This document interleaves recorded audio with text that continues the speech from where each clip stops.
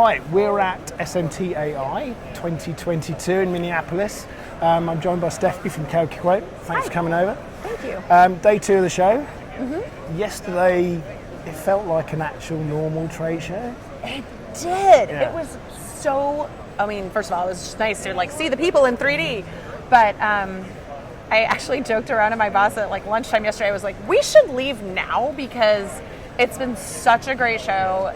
So many customers came by to say, we love you. You were the game changer. Really, I started filming people. So this is awesome morning for me, personally. And then more people coming by and just saying, hey, I heard about you guys. And that's just a real change. In the past few years, we used to be the scrappy little startup, and now we're kind of the standard. Yeah. It's cool. It's been fun to be part of this. Yeah. And we've had a weird few years coming out of the pandemic. We're into weird state with geopolitical things going on in the world. Interest rates going through the roof. Yeah. What are your customers? What are their fears? What are their hopes? Big question much? I think they're the same as everybody's, right? Am I going to be able to afford to do this as parts get easier to get? And we do think parts are going to loosen up and get easier to get parts, but are people going to need them? Because are they going to be building? Because are people going to buy stuff? But I think at the end of the day, we're in an industry where we grew 60% year over year all through COVID. We're doing, because the electronics industry, even in a recession, people still need phones. They still need things that are powered by this is, I don't want to call this recession proof because I am an idiot. What do I know? But everybody needs electronics all the time for everything. Yeah. So I think there may be stronger segments, but I think at the end of the day, we're not selling luxury goods. My husband might tell me you don't need a $3,000 handbag. Literally, always he will tell me that. But he might never tell me you don't need a phone. You need a phone to do your job. You need all of the things have electronics or in cameras or whatever. Yeah. Camera. Your sofa has electronics in it. Yeah. My refrigerator is not as smart as it could be, but it's pretty friggin' smart. So it's recession is one of those scary terms, isn't it? But actually, not everyone is impacted the same, like you say.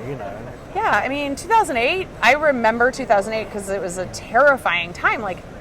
What is going to happen? And it was okay. We lived through it, and that was a big deal. Yeah. And I was in telecommunications at the time, but you know what? Yeah. You needed to communicate. Yeah. So I think most industries, they're widespread enough, and we're certainly widespread. We're in everything that, not we, CalcuQuote, but we, the electronics. Yeah. It's part of humankind. Yeah, definitely. And I think, people will, like you say, we talk about the industry, but it's an industry that services all sorts of other different industries. So it's not one going into one sector, is it? Do your customers, do they have, you say, you start off as a startup and now you're one of the big players kind of thing, how have your... we still have less than 100 employees. We're not huge, but but we've made a big impact in our little niche of the world. Yeah, sorry, what was the question? What are customers asking you?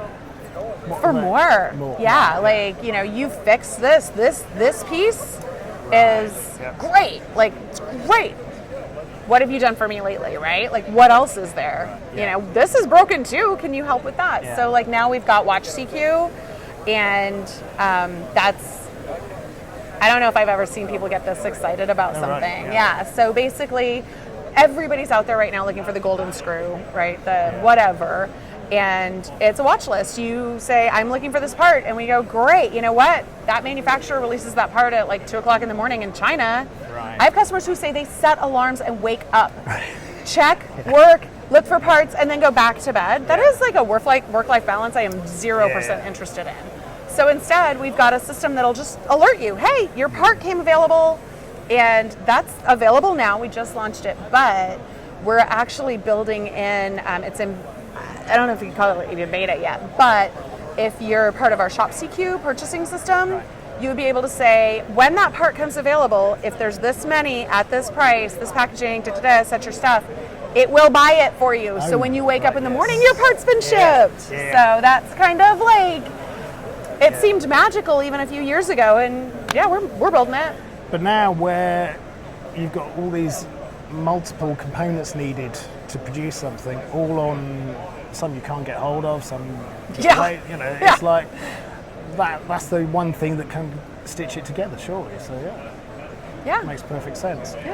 And the show's been good. Well, you said you've had a lot of people come along, so it's been great. I mean, and honestly, it's just so good to see people in person again, and even, you know, the customers that are coming by, they're already customers, but there's so much more that we're doing now. It's just so good to talk to people, and it's been really interesting to meet like people who want to partner with us now, and you know, people who are like interested in just hearing what we have to say, because we see so many different people in the industry. You know, it's an interesting place to be. You're bridged between a lot of different aspects, aren't you? There? Yeah, we see the supplier side, we see the customer side. And I guess also a benefit of being a smaller company, like you say, it's 100 employees, you can react more quickly, can't you? When people ask for something, you can get on that. Whereas if you're a big company, it's a bit hard. It's, you know, it's hard to turn the Titanic, obviously. But yeah, we're very nimble, and you know, I mean, one of our things that's been really cool is stock CQ, which is customers have stock on hand that they bought with good intent, and now it's spare, it's excess parts.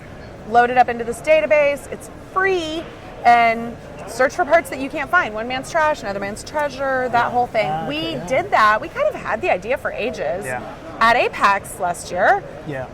Everybody kept talking about it. We can't build this thing because we can't find the blah, blah, blah. And also, at the same time, we've got all these excess parts that we can't unload. We don't know what to do with them. And it's a cash flow issue. And we were like, we can fix that. It took us 5 weeks. And we launched a product. I know. We're pretty cool. Something to shout about that. Well, I hope the rest of the show is really busy for you. Certainly seems still today, so it's all looking good. Thanks for spending the time to talk to us. Thank you for having me. And we will see you at another show very soon. Very soon. Thank you. Thank you.